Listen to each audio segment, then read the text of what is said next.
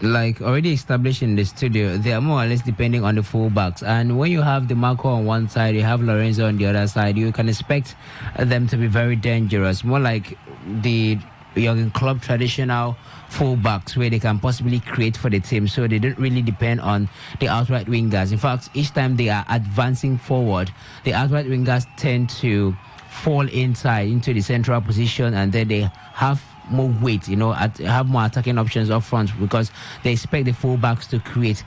Yes, Chiesa is an important player. I mean, he comes in, he has the piece. I mean, he can run down this defense line, of the Croatian side and then possibly try to create chances, cutting and shoot and all of that stuff. But when you have fullbacks that you can depend upon, and from what you're seeing, from the way they are being set up, the Italian side, I don't really think it's much, unless if it's going to be introduced, probably the coach will look at maybe tweaking things a little bit and then bringing Chiesa. But apart from that, with the way they are playing and understanding that this team had an opportunity for them to go in front, that was Bastoni with a header, but was punched away by the goalkeeper of the Croatian side, and that wouldn't be the first goal, as that looked like he would have broken the deadlock. I mean, a first header was defensive, and then a cross in from the right hand side, and then Bastoni had his head on it, more like one-on-one header, and then the goalkeeper read him very well, was well positioned, and then had to push that one away. So he's still goalless at the moment, and it's 27 minutes of football played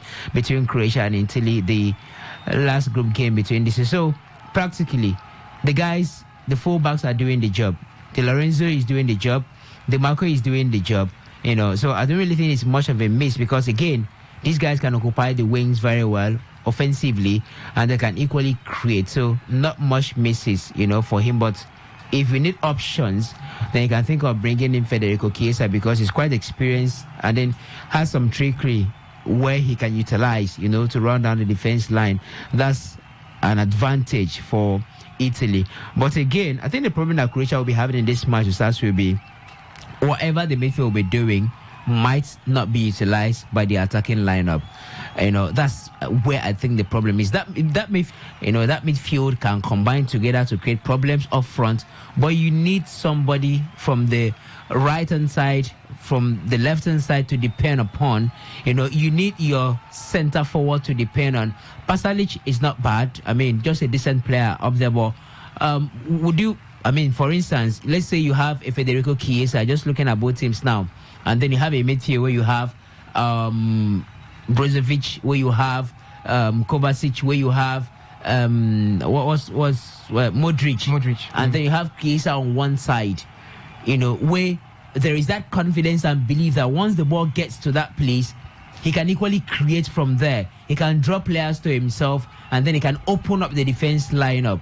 But I don't think they really have that threat, and that's why most of their attacking attempts will more or less be curtailed before they even find themselves into the box. And if they decide to go out wide, it becomes a problem, because again, the fullbacks of the Italian side are equally good defensively. They have that good recovery rate where they can track back and then try to show up the defense line. So they can create, they can harm you, they can be dangerous in this match, and they have to dictate play, because that's practically how the Croatian side play. If they want to get the result, they have to hold on to the ball and dictate play. But do they have the attacking setup to depend upon? I think that's going to be their own undoing, the Croatian side.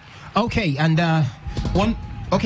Priya? I say something about possession now. The Croatians are getting into the game, and definitely from now, possibly to the end of the first half, we'll see more of the possession from the Croatian side. But the most important issue, it's surprising when you see the talents that have turned out from this Croatian national team, and you're not seeing possibly their youth setup producing talents.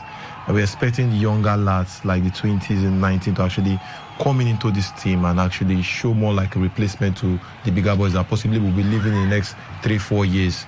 They will not be here, the likes of Brozovic. This should be his last tournament. Same with Modric, and of course Kovacic. Yes, is the youngest, but we don't expect Kovacic to play possibly 2 World Cups. So we're expecting the younger guys to actually step in, but they are not stepping in. We're still seeing that lacuna.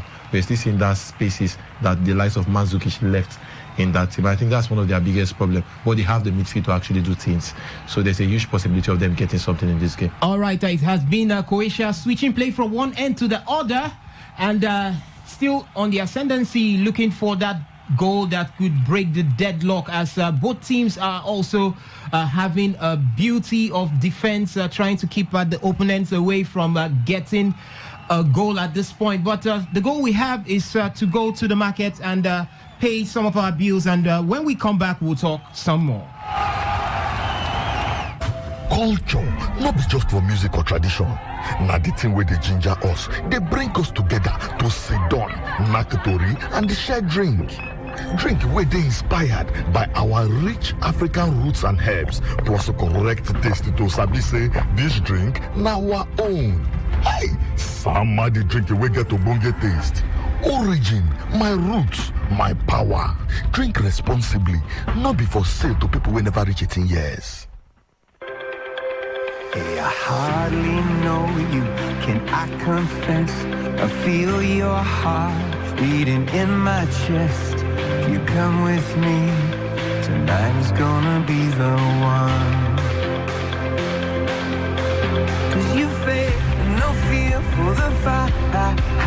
All right, so welcome back. If you're just joining us, it is the live match coverage of the game between Croatia and Italy. No goals to be recorded, 31 minutes, or call it 32 minutes of game played. It's been back and forth, attack and counter-attack by both teams at this point in time. And we're looking at who is going to break the deadlock first, and maybe turn this one to a more entertaining encounter. Both teams, Croatia with just 1 point, looking at getting a win here to see if they could make it into the round of 16, and Italy also looking for a way to join Spain, because at this point Spain are having 100% record. So guys, what we're looking at this point, I said that Federico Chiesa was not, or is not, on the pitch of play. Also, we've got David, or would I call him David? Let's say we call him David Fratesi. He's also not here. And Henry, let me stick with you on this one. He had a nice game in the last the last one against Spain. He did have a nice game. What kind of a tactical change are we looking at for two key players being dropped? Davide Fratesi, Fratesi, both for club and country, is mostly is that sort of player that comes off the bench and makes an impact easily. He will get to start the odd game or 1 or 2 games and all that stuff. But Fratesi is more like, you see that player's influence more of, or you see his influence more of the bench. Chiesa has not really had the best of tournaments. Against Albania, yeah, they won 2-1, but Chiesa didn't really shine like a million stars, or didn't really shine like the Chiesa like what we saw during the last Euro, the one they did win, or in the first 2 games, or what he did in Juventus. We haven't seen that in the first 2 games for Federico Chiesa, so it's only normal. What happened against Spain didn't work, so it was a drastic change. Something needed to happen. They needed to respond. That's what Spalletti needed from his side, from his team. He needed a response, and he needs to set his team in the best way that he can get that response, because look, this is a make or mark game. Nobody wants to start. Italy will not want to lose and finish with 3 points, even if they have a -1 or -2 goal difference, and start waiting to know their fate, or waiting for other results for in other groups to play in favor. I mean, if you go to the last AFCON, Cote d'Ivoire will tell you that it had to take them to the last day before they knew they were actually going to cross their group, funny enough. So, I mean, nobody wants that. Hungary is waiting now. That's the stage Hungary. So, Italy, do yourself the favor. It's just as simple as this. Avoid defeat against Croatia today. You're finishing at least second. Forget about first. You're not going to get first, definitely. Just avoid defeat against Croatia today, and you are going to finish second in that group. Then let Croatia now do the waiting, or that 2 points will be enough for them. So for Chiesa and Fratesi, it's not the biggest or most star-studded Italian side, but there are players that are on that pitch that are good enough and decent enough to do the business. Pellegrini had a fantastic second half of the season with Roma. Immediately Daniele De Rossi came into the fold. The man was scoring for fun, and he still gets his chance. He has done okay for himself so far in the Euros. There's still a Nicolo Barella who is forever and ever reliable in an Inter Milan and an Italian in an Azzurri shirt. So I mean, there's enough quality to prosecute the game, definitely, without those 2 names you actually mentioned. It's just about the players on the pitch delivering. But if they do not deliver, you have decent enough bench to fall back to. I mean, if Raspadori doesn't cut it, there's a Chiesa. If Retegui doesn't cut it, there's a Scamacca. If Barella doesn't do it well today, there's a Frattesi. So, I mean, it just gives Spalletti options to play around with if he does need to make changes in this game. I'm not really making much of their absence. I'm not shocked that they are not starting. But like I said, the players on the field are good enough or quality enough to get a result for Italy today. All right, and looking at the live standings as it is, Spain lead Group B with 9 points. Italy sitting in second with 4 points. Croatia 2 points, and Albania fourth on that group with 1 point. And let's look at the statistics as it is. 60% possession enjoyed by Croatia as against 40% given to Italy, and both goalkeepers have been in the market, or they have been in action. 1 save apiece, 5 shots on goal for, call it 6 right now, 5 shots on goal for Croatia, as for Italy, as against 1 shot on goal for Croatia. 5 corners for Italy as against 1 corner for Croatia, and passes completed 197 for Italy as against 295 for Croatia. And that's how it is at this point, as we are looking at Luka Modric as he takes short corner kick there for Croatia as they look at taking the ball into the box, and that one has gone out for a goal kick. Italy has the chance to rebuild once more. Priya, let me come to you. You see the game up front there. There is a very cold feet coming from Mateo Kovacic. We've not seen anything about him of recent or right from the start of the game. We've seen Brozovic also come in. We've seen what's his name? Luka Modric also. He seems to be the one lagging behind in that midfield. What should be running on the mind of Dalic at this point in time? I think the issue is about positioning, basically positional play. I feel he's a little bit more conservative in his role in this Croatian national team. I don't know if it is due to respect. He's not moving much with the ball. This is not the Kovacic we used to know.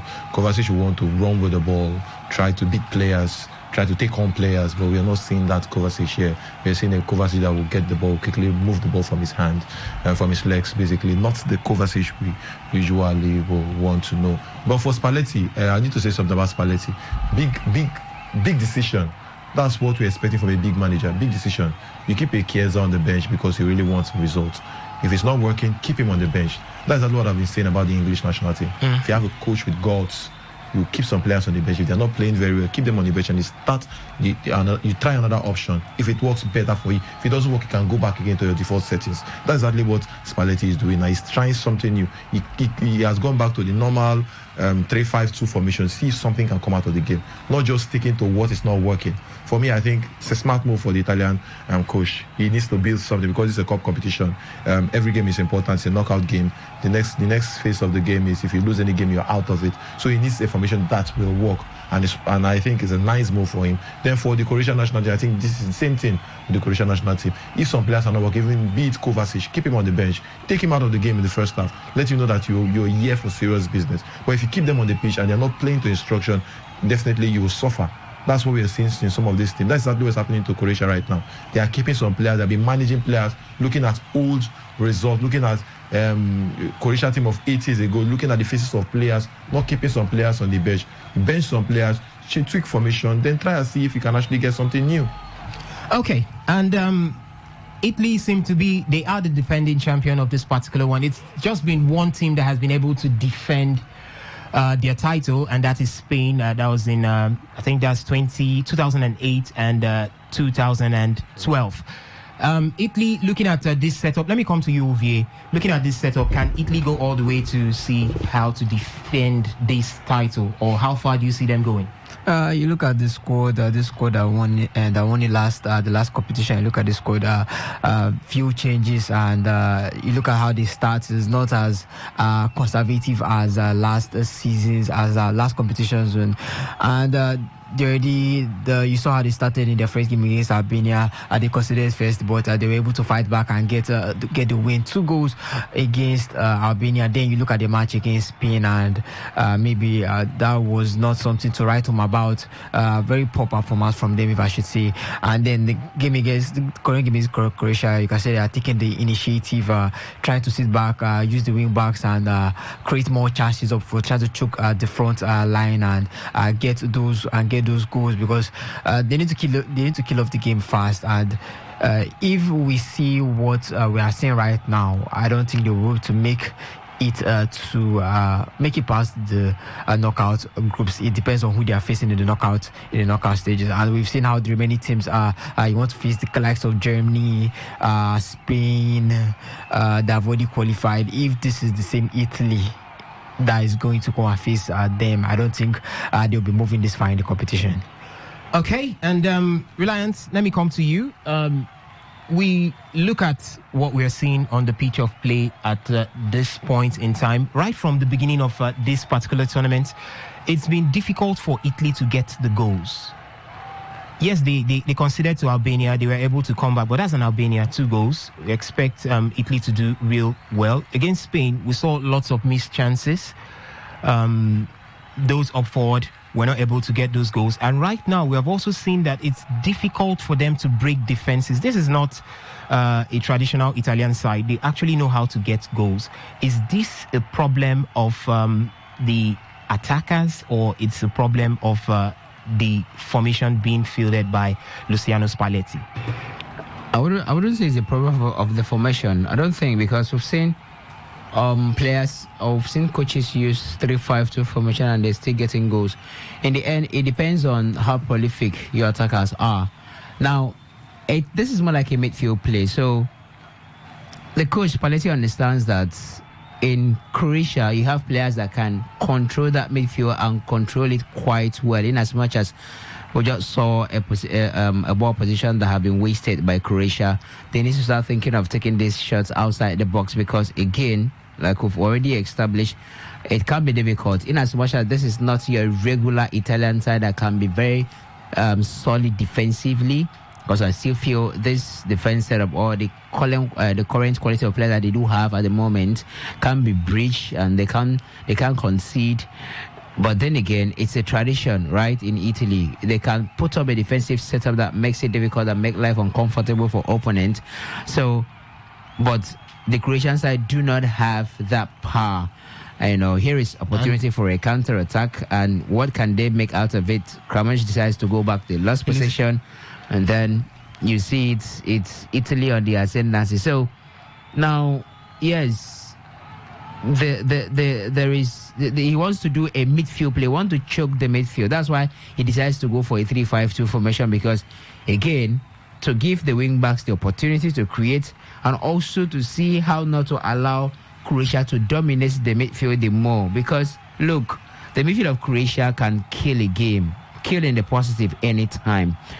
These guys are very well experienced. I mean, nobody will argue against what a midfield dictated by Luka Modric can do, in as much as the man is old. So they can be, they can shock you. They can cause damages despite the age combination of these 3 guys. So Spalletti is looking at, okay, let me see how to choke up this midfield. Let's see how to limit the balls coming to them. And then let's also use the advantage of wing play when you have DiMarco, that can be pacey, has good recovery rates. The same with Lorenzo. And then you create something for Retegui and Raspadori up front. In the end, it has to do with what the guys up front bring to the table, because this formation that he's playing can still deliver goals. But how prolific will the guys up front be? I don't honestly think that even Italy themselves have that very efficient attacking setup, despite having said similar thing about the Croatian side. But it has to do with the players, not exactly about the formation of the manager. All right, and Henry? Yeah, quickly, to just add what Reliance said, Italy's goal scoring problem has been there. Even during qualifying, it's been there. Last Euros, it was there. The strikers are not scoring. It's a problem. The midfielders, Barella added their own fair share. Look, Italy have not been scoring to the extent that Italy have not been scoring. It's clear, it's evident. I mean, they've been chopping and changing attackers for a long time. Immobile to Scamacca to João Pedro, Retegui. I mean, Retegui is not even Italian, he's Argentine, just that he can play for Italy. That's why he's more. Yeah, one of his grandparents is Italian. That's how he came to the Argentine, to the Italian national team. He was playing the Argentine league before he came. So they've been struggling with strikers and they're looking for options there. All right, 45 minutes of game played and 1 minute of additional time as we look to wrap things up for the first half of this particular encounter. But before we wrap things up, let's still go to the market as we get to hear from our sponsors. Culture isn't just about music or tradition. It is what inspires us. It is what brings us closer to sit together and share a drink. One that is inspired by rich African roots and herbs with that unique taste that reminds you that this is ours. Enjoy the rich flavor blend of roots and herbs for that refreshing taste. Origin, my roots, my power. Drink responsibly. Not for sale to persons under the age of 18.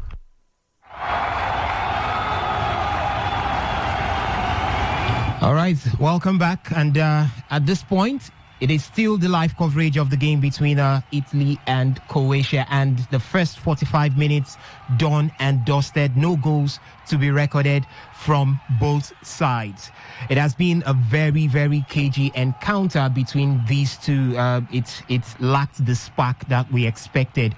Priye, were you disappointed? Were you expecting anything more than this? Quite disappointed. Well, let's see what will happen in the second half. I think both teams needs to take a risk.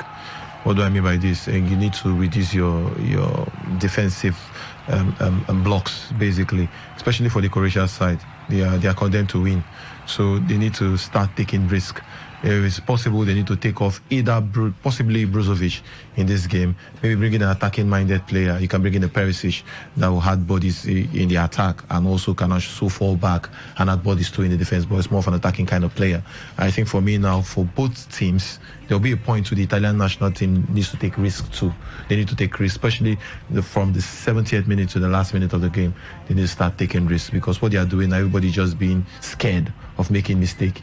Nobody wants to make mistake, but if you want to take this game, you have to throw away that fear factor in the players. Just take it away, tweak the formation a little bit. Like for the Italian side, maybe take off one of the midfield players, take them off, and you bring in an attacking player. Maybe Chiesa, you can tweak this a little bit because if you play like this and you concede a goal, maybe in the 70th minute or possibly within the middle of the game, it's difficult for you to actually equalize in this kind of game.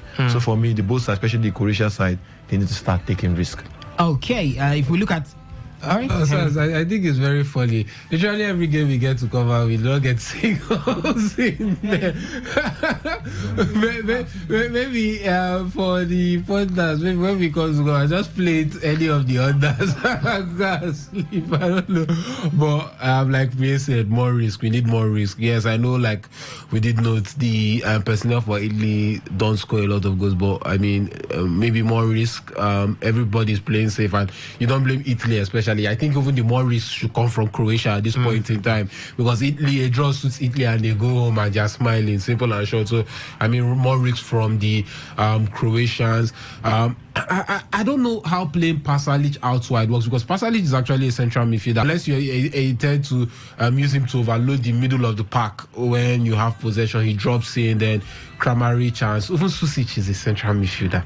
So I mean I don't know what Zlatko Dalic was thinking, but like I said, pace is a problem for Italy, for Croatia. I don't know if Perisic is not, he has never been the fastest of players, and he's not young again to see how you can put him up front there. But I mean, something, maybe Marco Piaca or somebody, even he's not the fastest of players, but I think more pace is needed, more runs in behind the Italian defense is what is needed. Modric, Kovacic, Brozovic, we've all highlighted that time and time over and over again, that they can hog this ball, hold on to the ball, and all can pass and have an eye for the pass. So, I mean, they move the ball around, have those runs in behind, utilize it quickly, play those balls over the top, and stretch the Italian defense a bit more. This Italian defense hasn't really been stretched. That's the simple truth. And the few times they've been stretched, Croatia has had one or two dangerous situations. Croatia are trying to force the issue down the middle. Spalletti is prepared for that. Try and stretch the game a bit more. Probably or most likely the goal will come out for the Croatians. All right, looking at the Croatian bench, we've got Nedil Joe Labrovic, we've got Ivaka Ivusic, Bonasosa, Doma George Vida, Josip Goranovic, Martin Elic, Lovro Maja, Ivan Perisic, Luka Ivanovic, Marko Piatka, we've got Martin Burina, we've got Marko Pasalic, we've got Ante Budimer, and Bruno Petrovic. Let me come to you, Benjamin. Who could be coming in to rejig the setup here for Croatia? I think at this point in time, Priya has actually said it. Brozovic needs to leave the scene. Man has been slow, caught off guard a couple of times, and you have a midfield of the Italian side very jam-packed, and you're playing. You don't need to be thinking more than 5 seconds is even too much because the Italian sides are very physical. They could hit you and then get the ball and then move. One thing I've admired in this game is the referee. The referee is quite a man that knows the caliber of game he is actually playing. He's actually refereeing. Doesn't blow the whistle anyhow. He's a man that the game is physical. He understands that the game is physical and how heavy this game is. So man has been very, very, very kind to the game. But back to the question, I think Brozovic needs to leave the scene, and then let's see if is setting Perisic. Ivan Perisic is actually going to come into the game and see how, though he's not the fastest. The Croatian team has always had issues with their pace, right from time, not just now, not just this generation. They've had pace issues with the national team. But I think Perisic needs to come in and then see how he can use his experience in that midfield, because the youthfulness and the ruggedity of the Italian midfield or the Italian players are quite too much for Brozovic. Man he hasn't really lived up to that expectation in the game. He hasn't really used his experience, possibly because he's actually out of Europe. Maybe the competitive nature of the league is not really much, but I think he needs to leave for Ivan Perisic to come in for me. All right, and at this point, let's see if we can get to hear from you from out there. It's no goals between Italy and Croatia. What's your take on the game so far, and how do you see this one panning out at the end of the day? Can Italy grab a win against Croatia, or would it be Croatia running off with a victory against Italy? We'll open up the phone lines at this point, 0817 00 951. You could also call the second line on 0810-951-0951, or better still, be part of the conversation from the SMS and the WhatsApp portal by sending us a line on 0701-933-9962. Let's get to hear from you. You've seen the first half. If you haven't seen, you've heard us. You've listened to the guys also in the studio. It's goalless. It's been a cagey one between Croatia and the Azuris, or the Italian national team. How would this one be panning out? Hello, caller. Good evening to you. Welcome to the show. Okay. Hello. All right, a drop call situation. You can keep the calls coming in, 0817 00 951, 0810 951 0951. Let's get to hear from you this evening. It's still the game between Italy and Croatia. No goals to be recorded. KG1 there, just a back and forth. Much of a midfield battle between the both teams. Let's get to hear from you. So, guys, we're looking at the players that we have here for the Italian team, but before then, let's head to the phone lines. Hello, caller. Good evening to you. Welcome to the show. Hello, good evening. Name, location, and submission. Go ahead. Yeah, this is David from Shuba. All right, David. Welcome to the show. Oh, we lost you there, David. Do well to call back and air your views at 0817 000951. 0810-951-0951. Let's get to hear from you. The game between Italy and Croatia still 0-0 at the end of the first 45 minutes. No goals to be recorded. As I said before, a KG1 between the both of them. We're trying to look at the players who have on the bench for Italy. Guillermo Vicario is there. Alex Maret, Alexandro Brongiano, Federico Gatti, Galuca Mancini, Andre Cambiaso, Raul Balanova, Brian Cristante, Nicolo Fagioli, Michael Folorenshaw is also on the bench, Davide Fratesi, Federico Chiesa is there, Matthias Zaccagni, Stefan El Sharawi, and Gianluca Scamacca. Reliance, who comes in for you? What's the changes? What are some of the changes you could be expecting from Luciano Spalletti? Well, at the moment, I don't expect him to make any change unless you want to try something with a one-man attacking setup where he can be fed, because if you have to bring in Scamacca at this point, you need to push the balls more to him. All right, he needs to be there because he's going to have his presence felt. Now, if you look at something, Raspadori and Repetegui are not exactly your traditional center forward, so they will not be very stable in that box. They will not be having their presence. They'll be almost everywhere. You look at the heat map of these guys after the first 45 minutes, you discover that they've had more energy to expend, and so they are more or less on the wing most of the times, the left-hand side of the box, and as the case may be.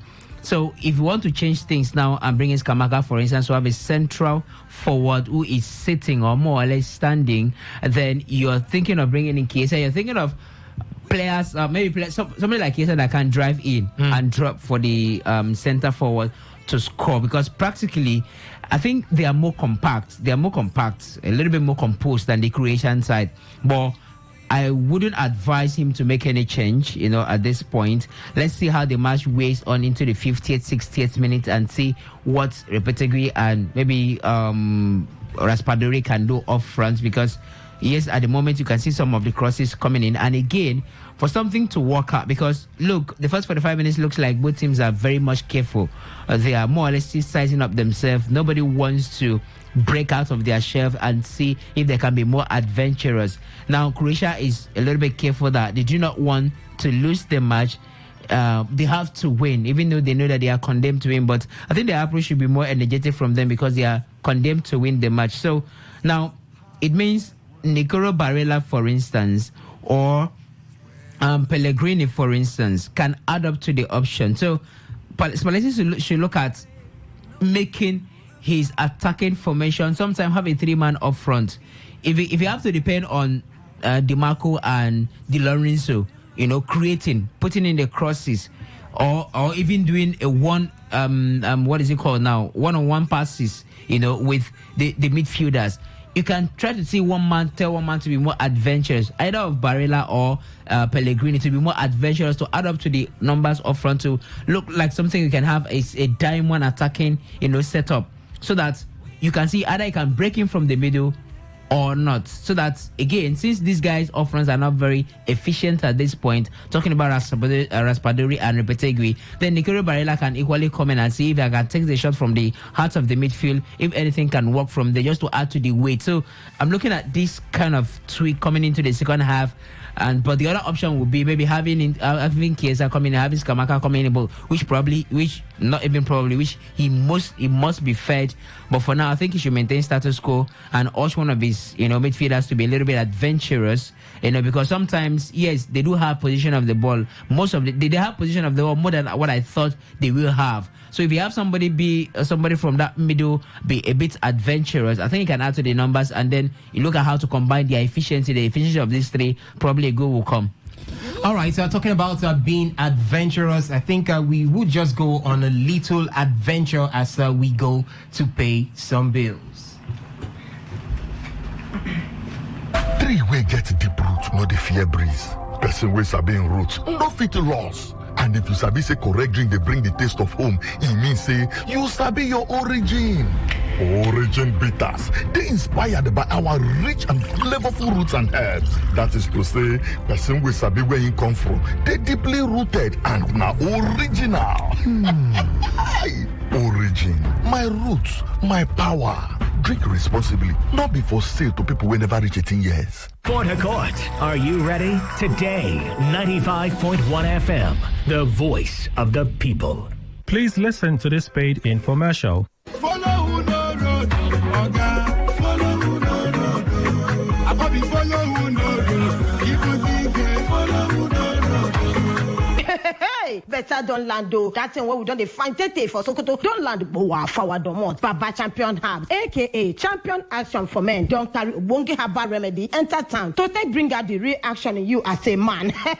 Baba Champion Action for Men. For that man when they perform well. Baba Champion Action for Men. He did good for both young and old. Even if you don't reach 80 years, you go still maintain your wing. He go normalize your system, boost your performance, make you stand giddy bam. They kakaraka as a real man with correct action. Champion Action for Men. Correct wonder root where go activate the real action in you. Now the day when you start to take them, that day go begin work for you. Even when you don't take and finish, you go see the fire they go. Because you don't correct your system, set and fine, make you carry the go. Baba Champion day for number 62 Ikwere Road by Egede Street, my one Jobu Port Harcourt. Call 081-6920-2525. Take them again, 081-6920-2525. Baba Champion, now for real man. Greetings to you, wonderful people of River State. Thank you for joining us on this health enlightenment, sponsored by Baba Champion Herbs. Baba Champion day for number 62 Ikwere Road by Egede Street, my one Jobu Port Harcourt. You can call Baba Champion on 081-6920-2525.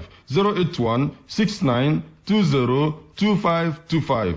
Let's hear from the Chief Consultant of Baba Champion Herbs. Thank you so much, dear listener, for being with us. I am the Chief Consultant of Champion Herbs International. Today, I want to talk about erectile dysfunction. Please, could you break it down so everybody can understand this? Erectile dysfunction is the inability to get and keep an erection firm enough for intercourse. Having erection trouble from time to time is not necessarily an issue for concern, but when it happens frequently, it becomes a problem. It can cause stress, affect your self-confidence, and contribute to relationship problems. This problem of getting or keeping an erection can also be a sign of an underlying health condition that needs treatment. Male sexual arousal is a complex process that involves the brain, hormones, emotions, nerves, muscles, and blood vessels, stress, and mental substance abuse, sleep disorders. If you don't sleep well, it can affect your performance. Tobacco use, too much sugar in the body, obesity, metabolic syndrome, which is a condition involving increased blood pressure, high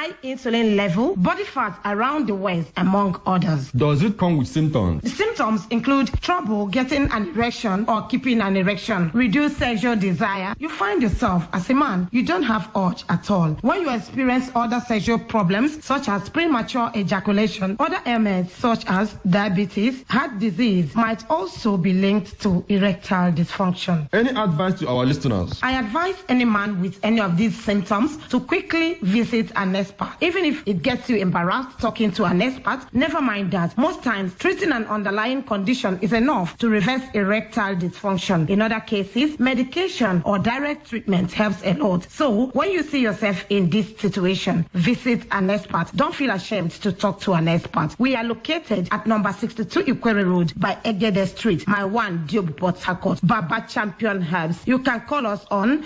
081-6920-2525. Thank you very much. Follow who no road, Oga. Follow who no road. Abi follow who no road. Even think follow who no road. Hey, better don't land though. That thing where we don't find Tete for Sokoto. Don't land Boa forward domot. Baba Champion Herbs, aka Champion Action for Men. Don't carry Wongi Herbal Remedy. Enter town. To bring out the real action in you as a man.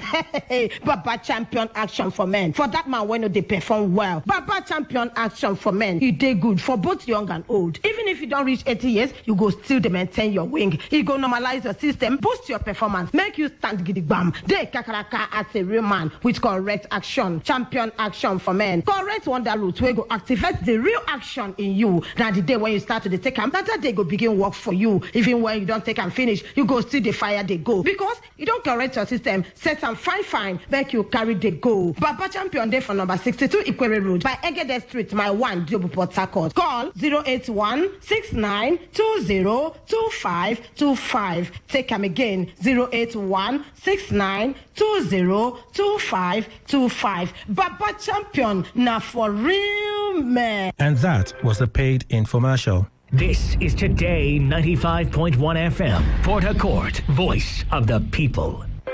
Hey, I hardly know you, can I confess?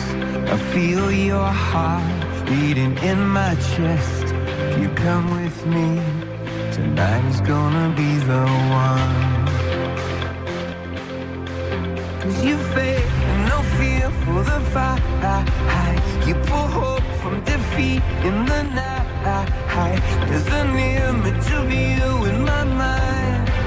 Could be mad, but you might just be right. We are the people we've been waiting for. All right, if you're just joining us, we are back into action. Welcome back as we take you through the live coverage of the game between Italy and Croatia. And the players are back to the pitch at the Stadium Leipzig. Still goalless between Croatia and Italy. And both teams have made one substitution each. Davide Frattesi replacing Luciano Pellegrini, and that's for Italy. And for Croatia, we have Ante Budimir replace the man Pasalic. Yes, that's how it is. So, Henry, you've seen them come in. What could be this impact? Frattesi for Pellegrini, almost like for like, or let's just say pretty much like for like. Both are pretty much like for like. Pasalic, like I was asking, playing a central midfield out wide, unless you're trying to do what Zinedine Zidane usually did with Isco, or sometimes what Carlo Ancelotti did with Fede Valverde when they do get to play out wide. So definitely Kramaric to drop out wide. Budimir will play down the middle. He's a big man. He's a centre forward. So Budimir will be playing down the middle, while you have Kramaric a bit out wide, a more mobile player out wide, and someone who is always willing to run in behind the defence. And that's something that Croatia were actually lacking, and we're seeing the difference actually in this the beginning exchanges of the second half. So we wait to see the impact the substitutes to actually have DiMarco just running the ball out of play, and the energy at which he was doing that with actually made it very funny. But we actually wait to see the impact the substitutions will have. Pellegrini loves to ball to feet, dilly-dally on the ball, dribble with it, create, shoot. Frattesi is different in the sense that he's always willing to run into the box. So, I mean, they have to be careful. Then those balls move into the wing back, move to the wing backs, either Di Lorenzo and DiMarco, and they cross in. There's that possibility Frattesi is running in from deep into space and heading or tapping those balls into the back of the net, or probably forcing Livakovic into a save. So it's like for like, but when you say skill sets of the players, especially for the both sides actually coming in are actually different from the people they replaced. So we wait to see what actually, or the impact the substitutes actually have on this game. All right, it is Croatia trying to string one or two passes to see if they could make something out of this particular one. We are beginning to see Mateo Kovacic come into the game. This is Modric with the ball, still looking for how to get it into the half of the Italians. The Italians have been very resilient in defending. One thing that we know that they have come to these Euros to do is to hold back and defend, contain a loss. That is one thing I must give a round of applause to Luciano Spalletti and his men. Benjamin, if they leave at this point, at least they could take their heads high up and say, we came here and we defended. We came, we saw, we conquered, and we defended. Well, in terms of defending, it's a thing of the Italians. They've been known for defending very well. They've got a couple of nice defenders. You look in their history, Fabio Grosso, Giorgio Chiellini. They've got a couple of them. You know, it's something that they know how to do. They defend in group and they are like, wolves, they defend in packs. But the truth is, you can't defend for long, but they are doing it very well. And it's not that they are defending very deep. They are actually, doing the massive defense, massive attacking. That's what they've got the energy to do it. We saw Federico Di Marco just running. That's what the man has, that energy to run for 120 minutes. But if you must run, you have to run sensibly. But the Italians, they are very good in defending, and all through, we've seen the Italians, even when they won the World Cup, it was their defenders that were actually part of that setup that actually gave them that World Cup. They were defending very good and very nicely. Fabio Cannavaro, we've known the man. Of course, we've known the man for winning, not just winning the Ballon d'Or, but a deserved winner for that for that matter. So I think the Italians are good in defending, and it's something that they can do. All right, and now we have a call for a handball situation there as Marcelo Brozovic. Okay, no, that's Kramaric as he did. Swinging the ball. It's obviously going to be a penalty at this point. The referee is waiting for signals coming from the video assistant referee as there's a potential check for a penalty right there. We'll let you know as things continue to unfold. But at this time, can the Italians afford going behind, Priye? They've shown that they have the mentality. We saw when they went behind against Albania and they quickly came back to the game, so there's a possibility of them coming back. But when you're playing that could be an Albania side, but exactly, you're playing a Croatia side that definitely they can hold on to the ball. They can decide to pass you out. They have the quality of players that can pass you out of this game, especially when you are getting towards the last 10 minutes of the game. So for me, the Italian side, they are not doing themselves any favor. They are sitting too deep. They were just sitting too deep, and when you sit that deep, if you're not careful, things like this might happen. You may see issue of own goal and all. So for me, I think a bad one for the Italian side. Now they need to come from behind, because definitely it's a penalty. Obviously, it's going to be a penalty as the referee went to the pitch side monitor and he returns back to the pitch, pointing to the penalty spot as it is a handball against Italy. Who was the person responsible for that? He just came in and he did the business for coming into the speech by giving. For me, totally unnecessary. If you want to tweak the formation, then basically you should be thinking about maybe bringing in a proper flank player. When I mean maybe Chiesa, someone that can actually hold the ball, control the ball, has the trick, that can actually maybe drag some old Croatian players to himself. But you bring in him, for me, I think big mistake from Spalletti. Let's see what will happen. Let's see if Modric should put it in the back of the net, because it's against Donnarumma. Donnarumma, come on, it's one of the best goalkeeper in the world. So anything can still happen. All right, it is Modric up against Donnarumma. Let's see if the experience of Modric to the penalty will do the and Modric just missed a penalty there to put Croatia up. It was a poorly taken penalty, Reliance. I don't think it was poorly taken. I think it was a case of Donnarumma just took his chance and decides to go to the left-hand side and probably has an idea of where this man places his penalty and decides to go there, because we just saw the hit penalty spots for Luka Modric before that one. The last two penalties he has taken, just one has been scored, the other one missed. So if you want to add this particular one, and there is a chance for them to go in front, and that's a goal. That's a goal there, as Luka Modric has been able to redeem himself by scoring in open play. It is Croatia 1, Italy yet to score. Right now there is a turnaround on the table there. It's a turnaround. Yes, I'm telling you. And looking at the table, Croatia has moved into second place with 4 points, while Italy moved into third place with 3 points. And the way it stands, it's threatening right now for the Azuris, as they may not be making it into the last 16, depending on what we see for the remaining part of this game. Beautiful one that it has been. I think it has been there for the Croatians that they've been calling on this particular one. They've had the fair share of chances right from the first half up to this point. Let me still stick with you, Reliance. They've had the fair chances from the first half up to this point, and finally they've been able to break the deadlock. Well, maybe not chances entirely, but they've been threatening. They've just had their final third as their own undoing. They've been threatening, they've been creating well from the middle, they've been at the edge of the box of the Italian, they've been trying to break in, but in the end, the final third will always become a problem for them because, like I did mention, Pasalic, who is now on the bench, Budime has been introduced to replace him. And then also look at Kramaric, and then you look at Sušić on the other side. Not the best of attacking combination that can be very efficient on a very good day against a defensive setup by the Italian side. And of course, who scores the goal? Luka Modric, a midfielder, coming in to score. And you have to give him credit for the recovery after the false attempt was blocked by Donnarumma when a cross came in, and then there was that block, and then that recovery. I mean, a man who is over 30, for him to be that quick from the floor and then had his leg on the ball to eventually seal it, giving them the lead at this point. You just have to give credit to the man, Luka Modric. All right, so talking about being quick and giving credit, quickly we'll go out to give credit by playing something. Just stick around as we'll be back after this. Culture, not be just for music or tradition. Now the thing where they ginger us, they bring us together to sit down, knack tori, and share drink. Drink where they inspired by our rich African roots and herbs, plus a correct taste to sabi say this drink now our own.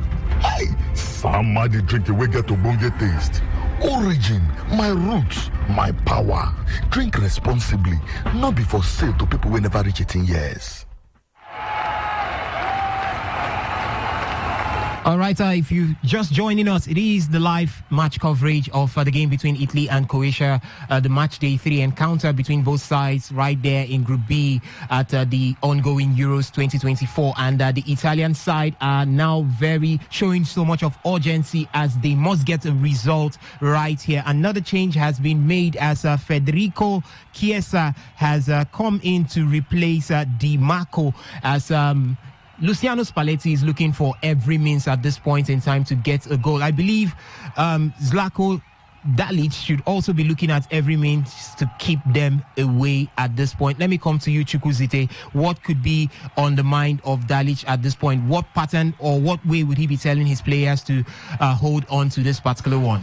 Drag the game. Just kill the game, kill the time. I think they are good at it. You have the likes of Modric and Brozovic. And now, even though you have Palacios in the first half, but you bring up Abudime, you have a Kovacic that can drive the ball, so hold on to the ball the more. See, the notice of rushing the ball again. You already want to go up already, and the next thing to do is try to make these guys wear out. Try to wear them wear out. Try to make the frustration setting as quickly as possible. Once they start looking at the motivation start dropping and the heads start going down, try to bring in run outs, and that's a very simple thing. If you get a Modric that can actually give a pass, that can actually pick up dangerous passes from the ATR from the center midfield and give it what's his name? I think that's Paja. Then look at someone like Meja is also looking at running at the defensive side abilities of the Italian team. So I think the plan is really set up by Dalic. It's just so simple. We are these guys and let us stages of the game, bringing someone that can actually run at this defense line and make them feel threatened at the back and not expose to their defense line and to pour more on the attacking or the 18-yard box of Croatia national team. All right, it's 59 minutes of gameplay, and it is Croatia 1, Italy yet to find the back of the net. And at this point, so many things will be running through the minds of Luciano Spalletti and his boys right there. How much and how well can they hold on to this one as Croatia are still looking for a way to make something happen? I think the game has opened up at this point in time, Henry. Yeah, definitely it has opened up. It's a matter of Croatia sitting back and looking to capitalize on the spaces on the counters, but like we do mention the pace. I mean, Ivanovic probably needs to come on the Dinamo Zagreb forward. I mean, he's the paciest player when I look at their bench that comes to mind, frankly speaking.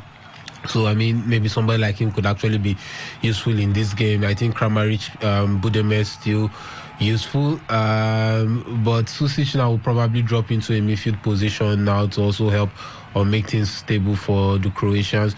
But wait to see what Zlatko Dalic actually does. But Croatia have something to protect now. But a 1-0 scoreline is also a very tricky scoreline because one goal and you're back to square one again. So Croatia definitely needs to, and it's tournament or competition football. So that 1-goal scoreline is probably not sufficient enough at this point in time. It's a very risky and delicate scoreline because of the way football is now. A lot of goals are being scored in football nowadays, and we all know that Italy still pose a threat. Now the man Chiesa is definitely on the field, so I mean that's also another bag of trickery brought in by Luciano Spalletti. So as much as they are trying to protect what they have, they also have to look for a way, or have to try to find a way to get a second goal to give themselves some sort of cushion. And we see Italy again coming close, and the header from Bastoni just over the bar. So I mean, Croatia, you have something to protect and fight for, no doubt. That's fantastic, but do not rest on your laurels. Try and get that second goal to give yourself some or a cushion, because Italy is going to keep on coming at you and hounding and pounding at you. And with all due respect, Croatia don't really have the defense that you will say that they can defend for the remaining 30 minutes and Italy will not see chances. Italy will definitely see or find their chances, especially with the players on the field of play. It's just about them taking it when it comes. Wait to see what actually plays out, but those chances will come for the Italian side, and definitely they will come for the Croatian side. So whoever takes their chances that come between now and the end of the game definitely wins this one. Okay, as we have our eyes on the game. It's 61 minutes of gameplay. Croatia 1, Italy yet to score. You could be part of the conversation. Let us know what's on your mind through the SMS and the WhatsApp portal for now, 0701-933-9962. Let us know what's on your mind. How do you see Italy going out of this competition if it remains at this point? Remember, they are the defending champions. I'll just take a few messages that we have here. This one says, good evening, I am Zamani from Iwofe. Italy will win the game. Sorry, Zamani, because at this point, Croatia leads, and if it remains this way, Croatia would win at the end of the day. This other one here says, good evening, Sports Gang, and how are you guys today? Very well, thank you. My name is Vincent Muzi from Chococho Eche. To me, and as long as this particular game is concerned, I don't see the Italians pulling through. Thank God. Okay, thank God and bless you. Please give me a wonderful shout out. I remain Vincent Muzi. Vincent, that's the biggest shout out to you right now. Thank you so much for sending in that SMS there. So the SMS portal up and running. You could be part of it at any point in time. Send us your thoughts. 0701-933-9962. Those are the numbers to send your thoughts through. And we've been seeing lots of infringements at this point since that goal came in, and even Luka Modric has picked up a yellow card. How well could the Croatian side be holding their nerves? It's basically a couple of 27 minutes, 26 to 27 minutes. Can they be able to hold their nerves and ensure that they don't get themselves being booked? Because a red card would definitely turn this game around. Benjamin? I think it's about game management for the Croatian national team, but the thing is, we've seen them being clumsy in terms of tackles and all that, but you don't blame them. That's how pacey the game is, and when you're playing against pacey kind of players and you don't have pace, that's the best you can do. Drag the sheds, get some fouls and all that. But I think you don't need to get fouls in a dangerous area, because the Italians are very good header of the ball.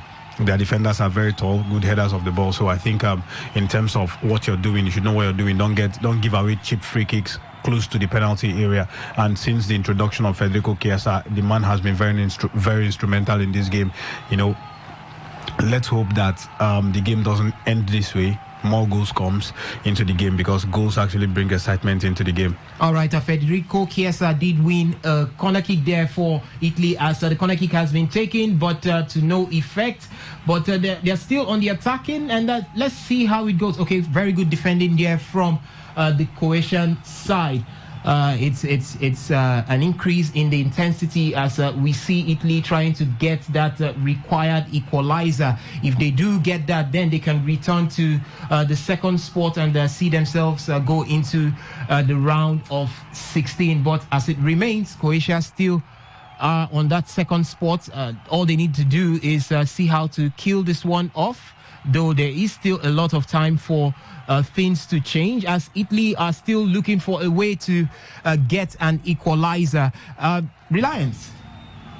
This is the point where Italy could be, or susceptible will be the word, vulnerable. I think vulnerable should be the word. If Croatia had the pace up front or had the efficiency up front, because at this point they're going to be coming out, they're going to be throwing themselves forward.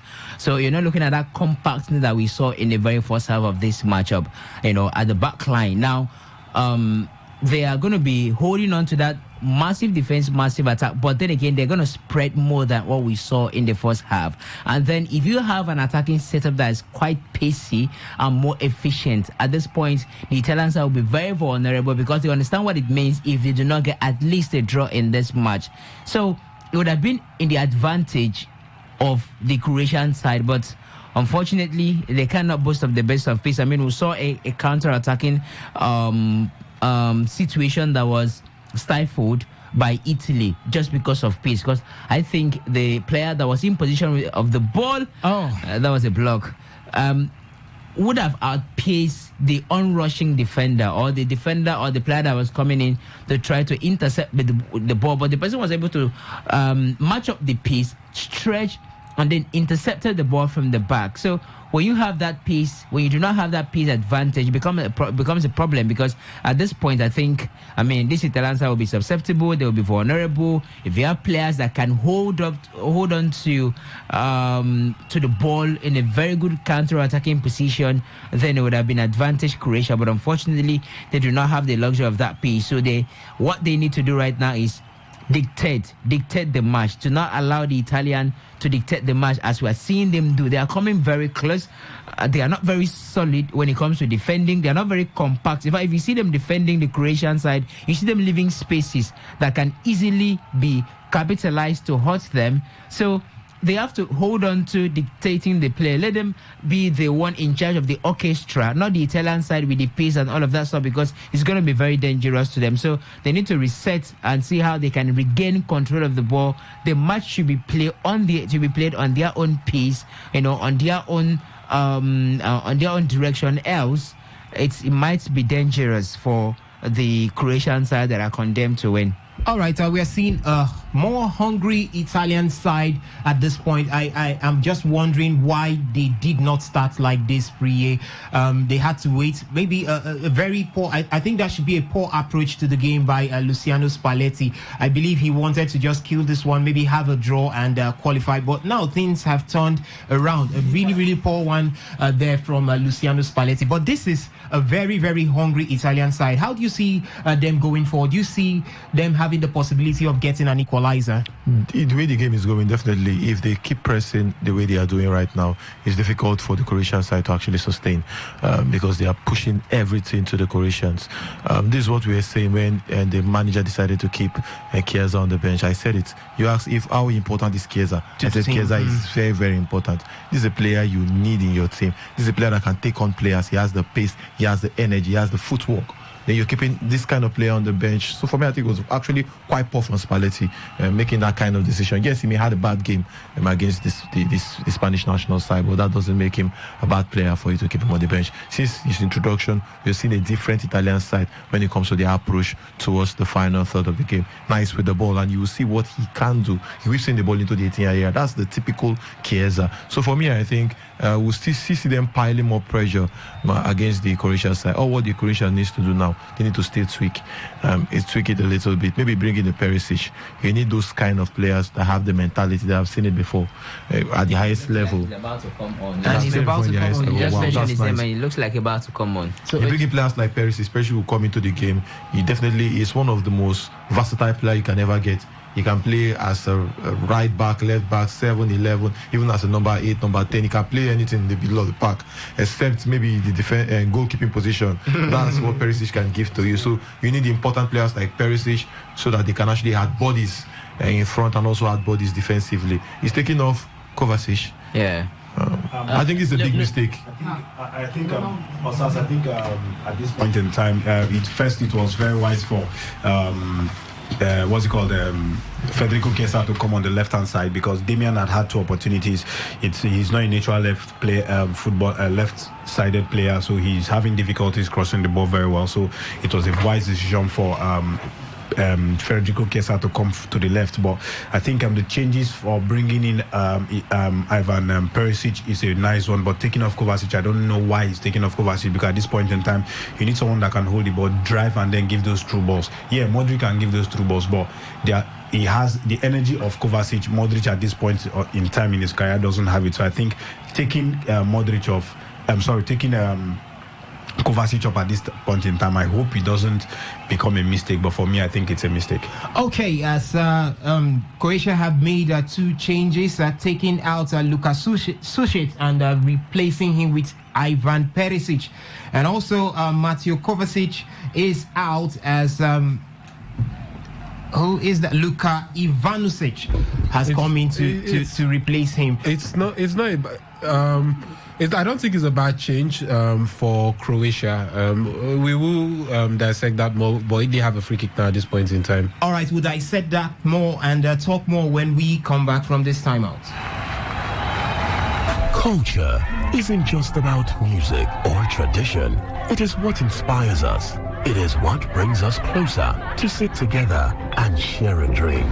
One that is inspired by rich African roots and herbs, with that unique taste that reminds you that this is ours. Enjoy the rich flavor blend of roots and herbs for that refreshing taste. Origin, my roots, my power. Drink responsibly. Not for sale to persons under the age of 18.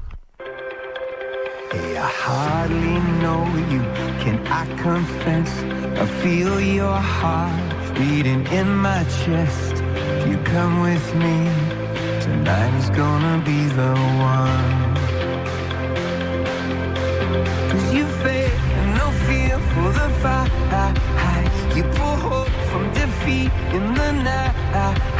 There's an image of you in my mind. Could be mad, but you might just be right.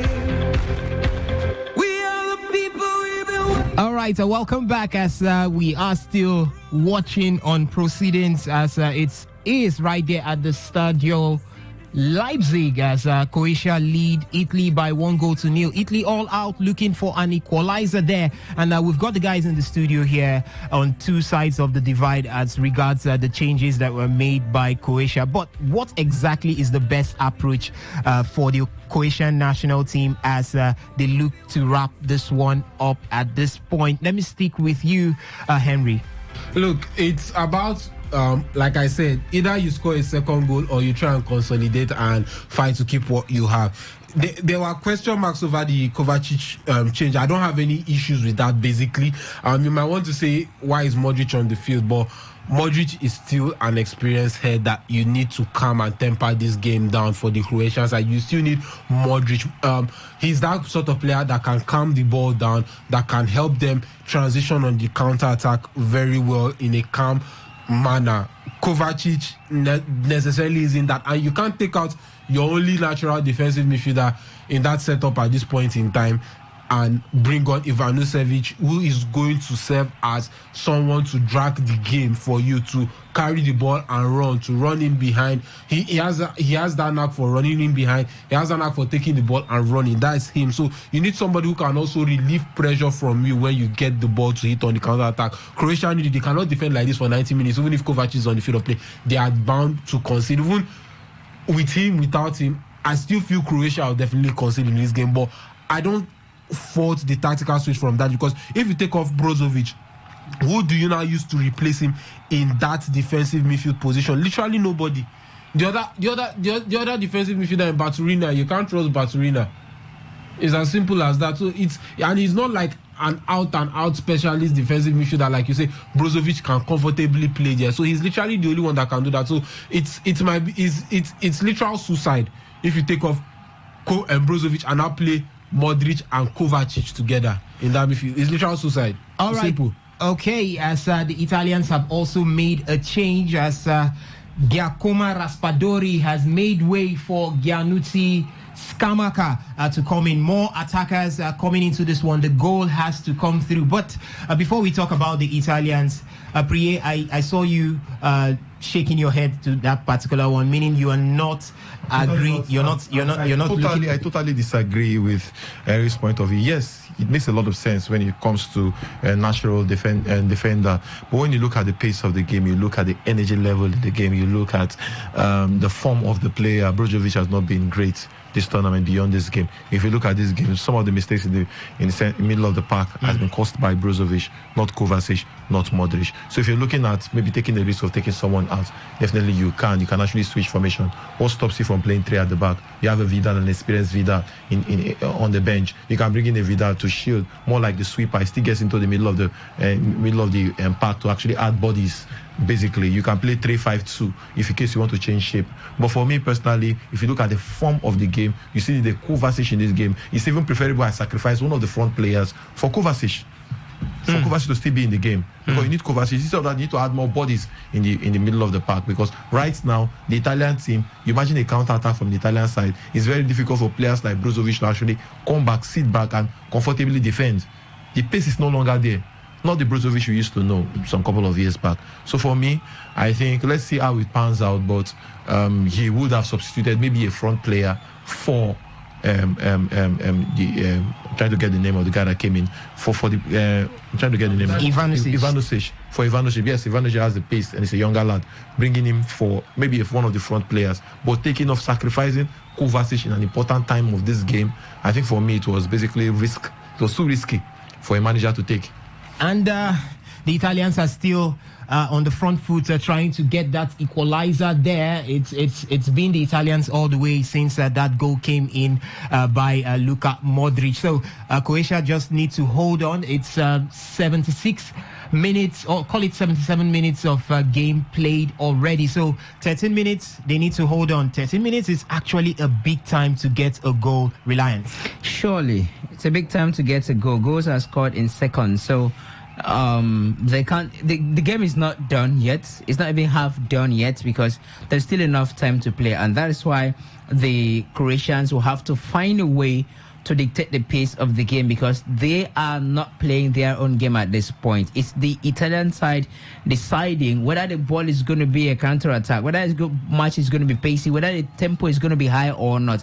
They are the ones deciding these things at the moment, and Croatia needs to find a way to decide these things, if they want to hold on to the match. I mean, we just saw a yellow card, being dished out to Marin Pongracic, the defender for Croatia. And of course, when you have your defenders, Ivanovic came in, and in just a couple of minutes he was already on in the referee's register for a yellow card. And then here's another defender being given a yellow card. That might slow down the tempo, your defensive abilities, and that will become a problem. So there's still enough time for Italy to come into the game, and they've shown the hunger to want to come back into the game. I think the pace of the game has increased from both sides. Now, Italy cannot play like this and Croatia on their own side not step up their tempo. So they've stepped up their tempo, but they cannot match it for long. Croatia cannot match it for long. That's why I say that they have to hold on to their match and keep it within their own pace. Let them be the one dictating the tempo of the game. That is their own strong point. Unless you want to say that the man should look at the front player, because let's not forget, Kovacic was more or less hiding in the first, 20 minutes of the first half of this game. We didn't see more of him. It was more of Brozovic and Luka Modric. Now, unless you want to say at this point you're looking at dirty works being done, you're looking at interceptions, you're looking at a point where the tempo of the game has been increased, and so you want to keep him and then sacrifice a front player, fine and good. But let's not forget that Pasalic has been substituted and Bodimir came on, for Pasalic in, I think, just some minutes into the second half. So I'm thinking Dalic is like, okay, so there was a sub up front. I need to sacrifice somebody from the middle. And for you to cause problem for this defensive setup, Modric has been taken off for Lovromaja. And I don't know what he has in his mind, because now, if you are taking off Modric, it's as good as sending a signal that I'm not really interested to attack anymore. Or I'm not really interested to detect the game anymore. But if you were the one, would you be interested to attack at this point? Yes, there's still enough time. So let them sit, force them to sit, force the Italians to sit because they are enjoying themselves at the moment. So force them to sit, force them to to have reasons to stay and defend. And there's no better outlet at this point having Modric on the field of play where you know he can string in those passes in very dangerous situations and give his player, his teammate, a very opening chance to score. So you still have to do that because if you start defending, they do not have the defensive arsenal to hold up to this game up until the 90th minute plus. We don't know exactly how many additional minutes will be added. So I don't know. Let's see what the player that has been introduced will do. But I don't think we would have taken off Luka Modric. And let's not forget, there was a sub up front. So the man is looking at, I need to sacrifice somebody from the middle. And he decided to go for Kovacic. And then from that point, bring in somebody that can push. Because like I said, these guys are being vulnerable. The Italians are being vulnerable because they've decided to be very open. A lot of changes being done. They've decided to advance forward because they need an equalizer. So at that point, you need somebody with a little bit of the pace. So I'm thinking that's from that angle that the man decided to bring in Ivanovic that can be adventurous despite being a midfielder, can be very much adventurous, has a little bit of that pace to run the defense line of the Italian side and see if he can capitalize in the spaces that they are leaving open at this point because they've decided to ascend forward and find goals. But now Modric has been taken off. Let's see how that weighs out. Let's see if what's his name, Maya, that came in, will be able to do more, or maybe the pace or something that will be the reason why he has been introduced in this match. All right, we're still looking at proceedings as a lot of change. Okay, that's a yellow card there. As a yellow card for Croatia, as a lot has been going down, a lot of changes. We could see the Italians throwing every offensive power that they have into this one. They must get an equalizer at the end of the day, while the Croatians are trying to hold on to see if they can see this one off, even if it's a goal to nil at the end of the day. But whoever wins from here definitely will go up against Switzerland. And looking at what Switzerland played yesterday, it's going to be lots of work for anyone who comes through from this particular point. Let me come to you, Chukwuzide. Even if it's Croatia or Italy coming up against the Switzerland, very athletic side, it's going to be so much of work for any of these two. Surely. I think the Italian team can actually match the Switzerland team because look at the energy in their fullbacks. I'm saying any side that can actually match. So I think I'm talking about the side that can actually match the energy. But I think I said it earlier already. The experience will actually matter. I don't think the experience wealth of Modric and Brozovic can actually downplay the lot. I think, yeah, you can actually raise case of why Modric is still in the game, or while the rest of them they are actually threats. Yeah, but it's more likely to take the risk. What's the risk what's the likely risk to take, or what's even the more dangerous risk, or more risk I can actually manage? I think it's just to try to sit back. There's no way you will force the Italian team to sit back. It's not possible. They'll come at you with everything they got. So the best thing is the team that has been sitting back since the first half. They're now down by a goal. So the next thing in their mental is to push for the equalizer. And then that makes them open. That's the point. So that's the point. Modric cannot cope with the pressure of the Italian team coming like this now. It's not possible. He sees the spaces, he drops the passes, and somebody offering utilizes it. Who has a better vision? Okay, in that midfield right now, who has a better vision compared to what Modric brings? See, you shouldn't underrate the players that are in the field of play. Yeah, Modric is way above the classes of midfielders that are on the parade now. But see, he can actually chest some legs. Yeah, Modric can actually wobble. It's an old man. We know that it's not actually. I don't know why people always say he's an old man. Age. We're seeing Ronaldo, we're seeing Pepe, we're seeing Modric. You can't be talking standard. They set already. Yes. What standard would you be talking about? Looking at what he has done here today. See, a 39-year-old man in Luka Modric, this guy has played football at the top level for how many years? He's smart. Even if his legs cannot carry him for as long as 90 minutes like every other footballer would, Modric is a smart footballer. Modric will drop into those spaces and use it to dictate the pace of the game. It's as simple as that. Even when the tempo was so high from the Italians. When the Croatians were trying to also kill the game, who was always holding the ball? Luka Modric. It's as simple as that. It's Modric, because he knows how to do it. He might be 39, but it's experience. You do not buy it in the market, and the man has been doing it for years. Dalic definitely took him out because definitely you have to factor in the age and all that stuff, like I've been saying, but he can cope. Starting of the match, everybody's fresh. Modric can cope with that pressure for 60-70 minutes before he's taking off, and even be key to whatever the Croatians will do if they do get to play the sweet side. Nothing has been decided yet, but I mean, it's you people might want to say, yeah, age and all that stuff, but I mean, football nowadays, once you're fit, you can defy all the odds. Once you're fit and fit enough to play, you can defy all the odds. I mean, this man, even last season, when as much as he wasn't starting much games or starting games really for Real Madrid, when Carlo Ancelotti games became so tight, he was looking for results or looking for things. Who did he call up from the bench? It's Luka Modric. I don't care the tempo of the game. He will still bring on Luka Modric because he was looking for somebody to make a difference for him, because that's who Modric is and that's the sort of player he is. It's as simple as that. So, I mean, I don't care who Switzerland or what Switzerland have to bring up. Yes, they're a very energetic side. We've seen that from the 3 games they've played. But Luka Modric will be very important to Croatia if they are the ones to play Switzerland in the round of 16. All right, guys. Let's look at this before we call it a wrap. Ooh. Would it be a surprise for you to see that the defending champions leave later on this evening? Let me just get your thoughts around, starting with Reliance. A surprise that they are leaving? Not really. It wouldn't be a surprise. It's not the best of Italian setup. Defensive-wise, not the best. The midfield combination, not quite the best. I don't even want to talk about the attacking setup, not quite the best. So I wouldn't be surprised that they leave the competition at this point if that happened, because they've not really have the ensemble of players that you can really look at and say they can become a problem to anything. But of course, experience will always count. All right, Priye. For me, I think you look at that this Italian side, very difficult to say, very difficult. For me, the quality is no longer there like the old Italian team we used to know, the Totti era. I think they just need to accept. Even the last Euros, they did win.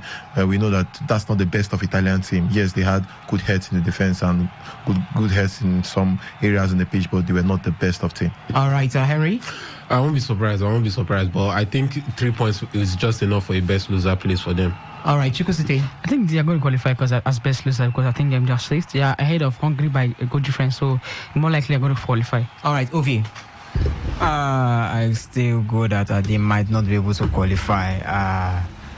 For me, I don't think that they've been performing that well. We see they are throwing bodies into the game, but I don't feel that that's enough to still qualify them. Okay, and Benjamin, quickly.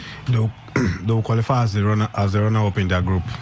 Simple and short. They are going to draw the game. All right, that is Benjamin there. Okay, it is still the 88th minute of gameplay, and Croatia still leads Italy by 1-0.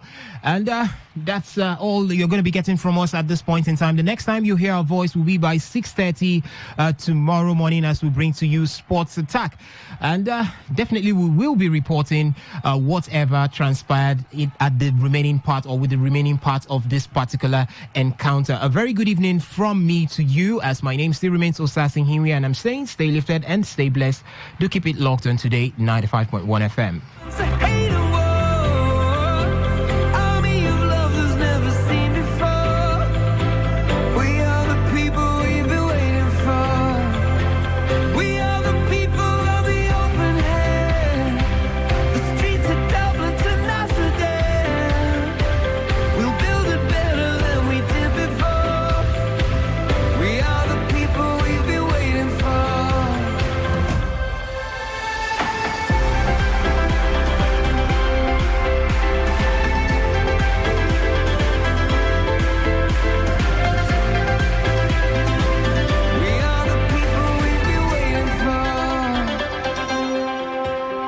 Broken bells and a broken church.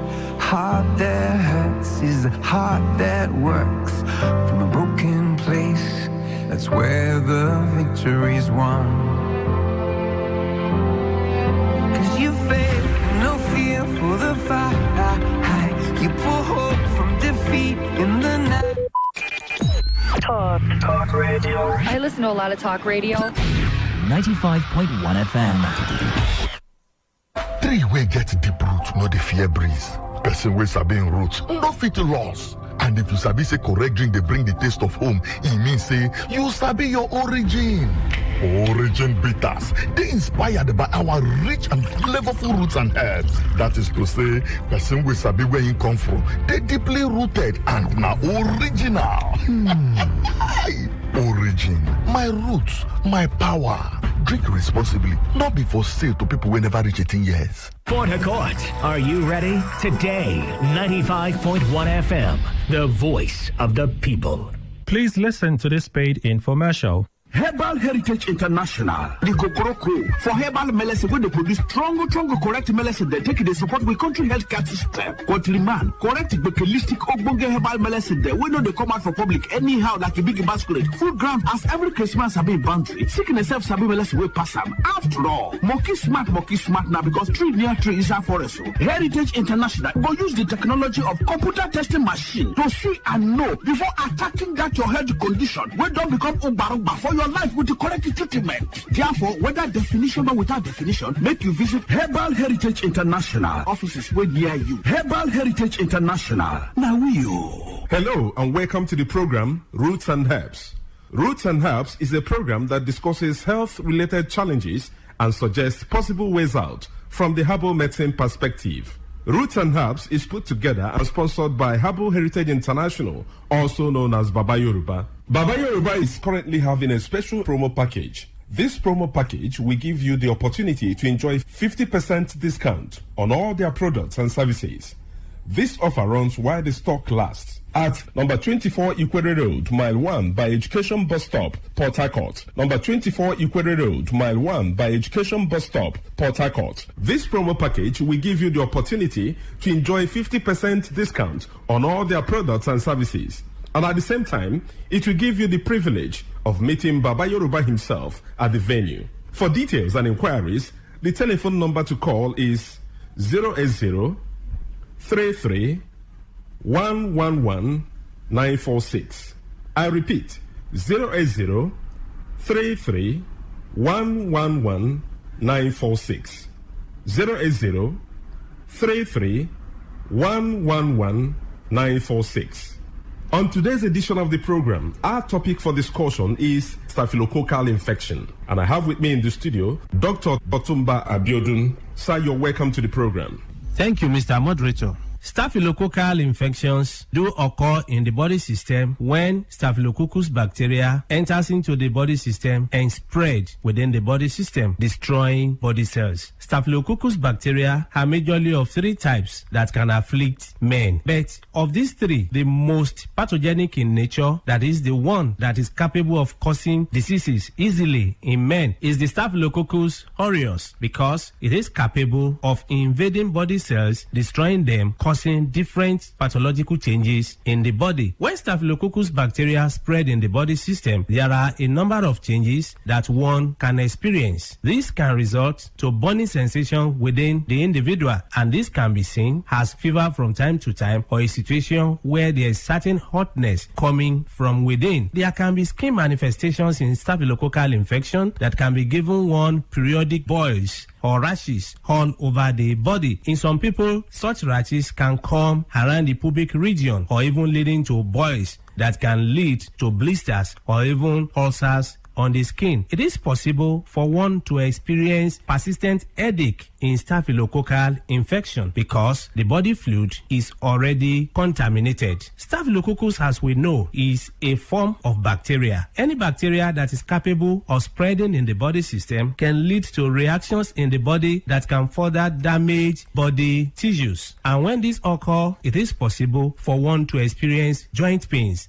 in form of infective arthritis. Part of this bacteria can spread deep into the tissues of the heart, affecting the valves of the heart. And when this occurs, you discover that there can be palpitation that some will start witnessing as if they have panic attack. When this is allowed to continue in the body system, it is possible for one to start getting tired easily. There are many people, by walking from one pole to another, they get tired, or by doing just something that is not supposed to be that tasking in terms of energy consumption, they discover that it's as if they don't have enough hair where they are located. All this can be as a result of weakness of the heart resulting from infection or spread of this bacteria we're talking about. When this bacteria is able to pollute the body fluid, it is possible for one to witness mouth odor. Mouth odor is a form of changes that is called halitosis, where people will start coming up with breath coming from within that is already polluted. There is no amount of time such people wash their mouth, you discover that the breath coming out is very offensive. All this can be as a result of pollution of the body system. It is possible, if any bacteria is able to dwell so long in the body system, to contaminate the whole body fluid and even damage nerves. When nerves are damaged, there can be tiredness. Not only this, it is possible for men to suffer a lot because this can degenerate to a situation where a man is unable to stand like a real man. When a man is unable to stand like a real man, it is seen as a serious challenge because the whole family can be affected. Part of the joy of the relationship can be stolen, and this can cause different rancors in the family. A man that is unable to stand as he should can find it difficult to get arousal. The desire for opposite sex can disappear, and once that arousal is not there, that is the ignition point. It means such a man will not be able to stand like a real man. In some people, the arousal can be there, but you discover that because nerves have been damaged, the transmission from the upper center down to the power point of man, that is in between his two thighs, can be weakened. When such occurs, you discover that such a man can even get arousal or is able to stand, but the type of standing that he has is not strong enough to help him to even get into the act. In some people, they make effort to get into the act, but you discover that they are unable to spend more than a minute or more before they are exhausted. Mind you, before a man can be called a real man, such a man must be able to have the arousal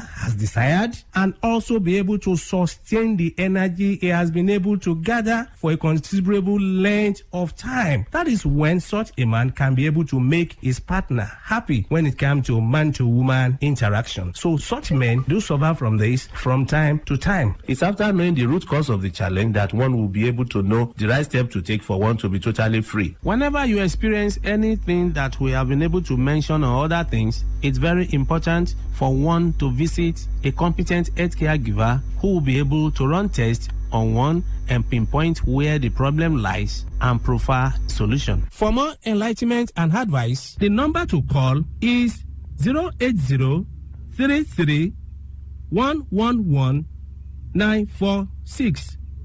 I repeat, 080-33-111-946.